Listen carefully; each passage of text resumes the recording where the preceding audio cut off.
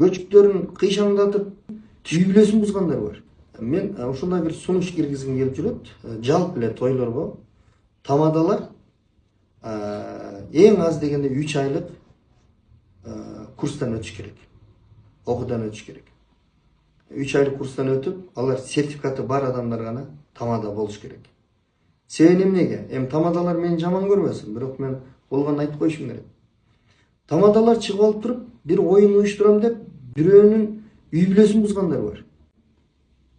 Эми баягы кичине спиртной кирип кызып калган учуру болобу, же болбосо баягы ордунда тура албаган жеңелер бар да, келиндер бар.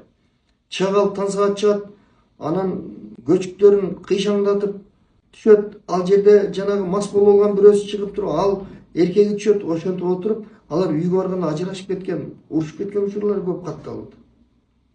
Ошон үчүн сертификат 3 айлык курстан өтсүн деген биринчиден кыргыздын салттары менен экзамен бериш керек.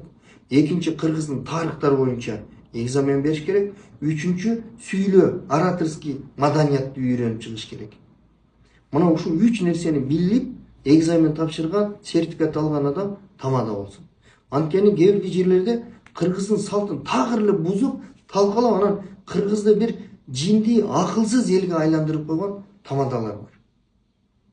Өздөрү эмне деп сүйлөп атканын билбейт. Кыргыз ушундай кылган дейт. Кандай кылган? Кыргыз кандай кылган эмес? Деп талашайын дейсиң, жана тамадага